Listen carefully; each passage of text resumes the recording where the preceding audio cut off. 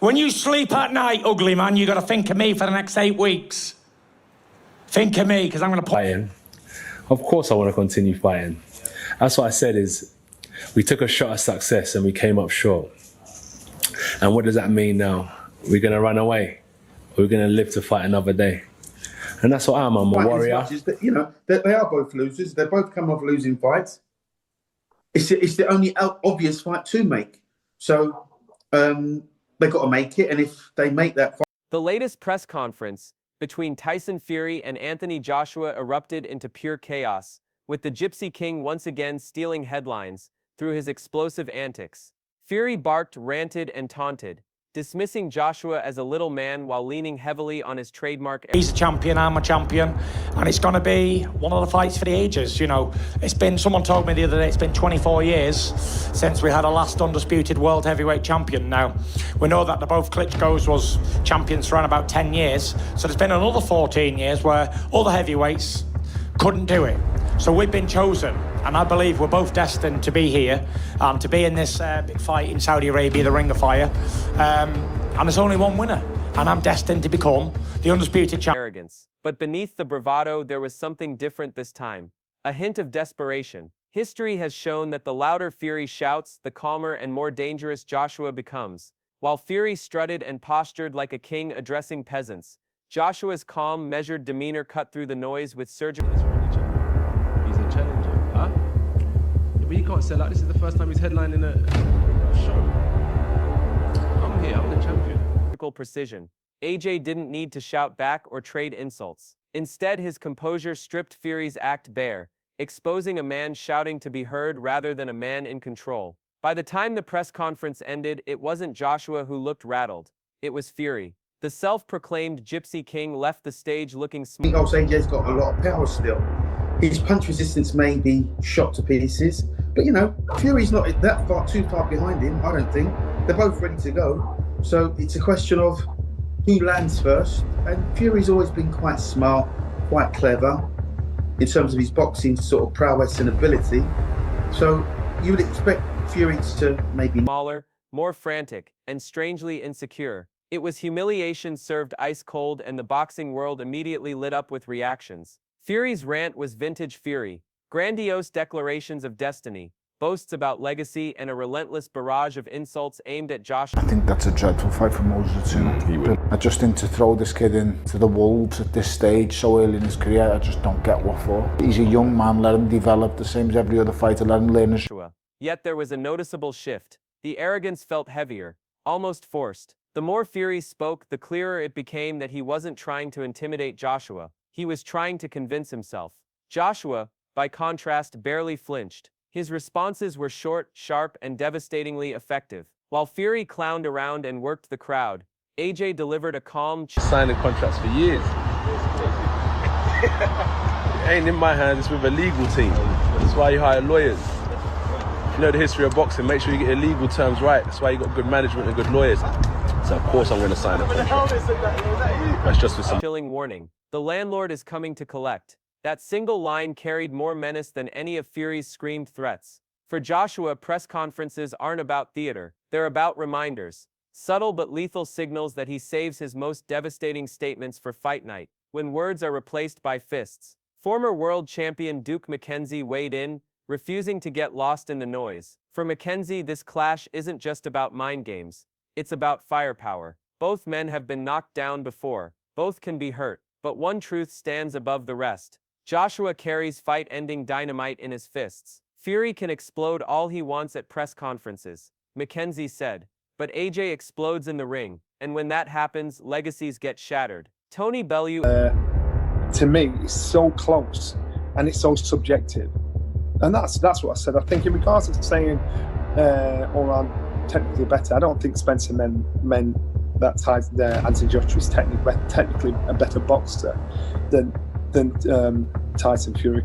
Echoed this sentiment, long believing that Joshua possesses the tools to dismantle Fury. Even with lingering doubts about AJ's past losses, Bellew leans toward Joshua's power, precision, and technical discipline. To him, Fury's verbal fireworks won't mean anything when the first clean right hand lands flush. The press conference's defining moment came when Fury, red-faced and raging, screamed, "You're finished." Joshua simply smiled and replied calmly, "When the talking stops, reality begins." That quiet but deadly response flipped the entire atmosphere. Fury's shouting filled the room, but Joshua's silence and poise carried far more weight. Fans watching around the world felt it, the calm before the storm. Sky Sports analyst Johnny Nelson broke it down further. According to Nelson, the difference lies.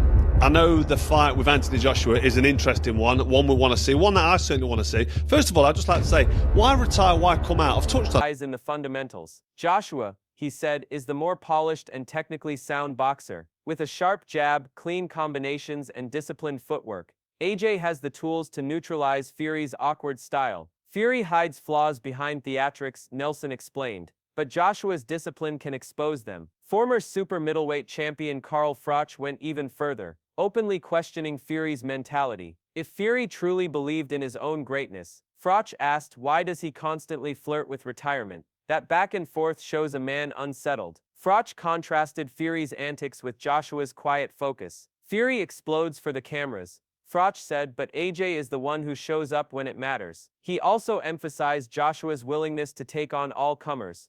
While Fury has often been accused of ducking... If he fights Anthony Joshua, that would be the one that people want to see. That was probably still Phil Wembley, but as a boxing purist and as a lover of the sport, am I that bothered if Tyson Fury never steps in the ring with Anthony Joshua? I'll be honest, no. AJ's been flying challenges or playing elaborate mind games. Then Froch delivered the final blow. Even if Fury disappeared tomorrow, boxing would move on. But Joshua, he's the true attraction. Wembley fills for AJ's name, not Fury's noise. Those words struck deep, revealing an uncomfortable truth. Fury may dominate the headlines, but when the dust settles, it's Anthony Joshua's calm power, not Fury's chaos, that truly commands the boxing world. Tyson Fury may dominate headlines with his chaos and theatrics, but beneath all the noise, one truth is becoming clearer by the day. Fury needs Anthony Joshua far more than Joshua needs Fury. Veteran commentator Adam Smith offered a broader perspective on the rivalry. To him, all of Fury's retirement teases, unpredictable outbursts. It's been a phenomenal career. He's not just going to slip away into the sunset, I don't think. So I think if that fight, which I think is very much still there to be made this year, and mind games point to one unavoidable reality. The defining battle of this era is Fury versus Joshua. What caught everyone's attention wasn't Smith's acknowledgement of the fight's significance. It was his tone. He didn't sound like a man backing Fury. Instead, he spoke like someone who saw Joshua as the final, unavoidable hurdle standing between Fury and true greatness. If Fury wants legacy, Smith said, he has to go through AJ. And that's where the danger lies. Promoter Eddie Hearn echoed this sentiment, drawing a sharp contrast between the two heavyweights. Fury, he explained, thrives on unpredictability. One day he's screaming insults at Joshua, the next he's teasing retirement, and then he's stalling contract negotiations. That's not the mindset of a true champion, Hearn said. That's the behavior of a man desperately trying to control a narrative that's slipping away. Meanwhile, Joshua is already deep into camp, sharpening tools, cutting distractions, and staying focused. One fighter lives in the noise, Hearn continued. The other lives in discipline. And when the bell rings, that difference... You can't ever guess what Tyson Fury's thinking or what his plan is, you know, and it's really, you just got no, like, you can't choose confidently what he's going to do. Maybe he's had enough, maybe he's got the ump, maybe it's a game. You just got to worry about yourself, and, you know, for us, AJ's probably a couple of weeks away from going back into camp. And then, you know, in a couple of weeks, maybe we'll reach out to Frank and Spencer and say, look, we're going to make our next move. Do you want to speak to Tyson and see, make sure it's 100% and not... will matter. Tony Bellew delivered another brutal assessment. Fury's behavior, he said, has become predictable. Press conference explosions, threats, insults, followed by delays, excuses, and frustration. Fans are tired of the act, Bellew stated. Joshua has never hidden. Even in defeat, he faces the best, carries British boxing, and doesn't run from challenges. Fury, on the other hand, uses theatrics to cover hesitation. Bellew even suggested that deep down, Fury might not truly want the fight right now. Maybe, Bellew said, Fury knows Joshua's power and discipline are too much to handle. The theme across the boxing world is clear. Fury's noise masks his doubts. Analysts like Johnny Nelson and Bellew see through it. Carl Froch calls it insecurity. Hearn calls it chaos. And Joshua, he doesn't analyze it at all. He simply waits, calm and composed, sharpening his weapons for fight night. It's a fascinating dynamic. It's one that, right now, I mean, he's just coming off a hard camp, a hard fight, and does he need it right now, immediately, when Tyson Fury says so? Probably not, but can he afford to take knockback the opportunity? Probably not as well. So it's tough, really. I'm not so sure it actually does happen. I'm not so sure that someone, once again, Fury has built a career on mental warfare, breaking opponents before they ever step into the ring. But against Joshua, those tricks lose their edge. AJ doesn't flinch. He doesn't need to. His fists will do the talking. This fight is bigger than belts or paydays. It's the defining battle of a generation. Fury's booming words, "You're finished," might sound powerful on a press conference stage, but they feel more like self-reassurance than truth. Deep down, Fury knows Joshua is the one opponent capable of exposing every flaw he hides behind his theatrics. If Joshua wins, he reclaims his position as Britain's undisputed star, silences his doubters, and writes one of the greatest redemption stories in boxing history. If Fury pulls it off, his legacy ascends to another level, but his erratic behavior, the retirements, the contradictions, the outbursts suggests a man battling uncertainty. As the dust settles from the press conference, the truth becomes undeniable. Fury can scream, Fury,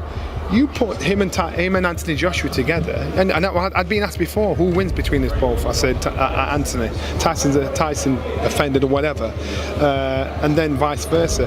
Why would he give a shit what I think? Yeah, so what he thinks and what he believes. You know, coming through my career, so many people said you ain't going to do shit.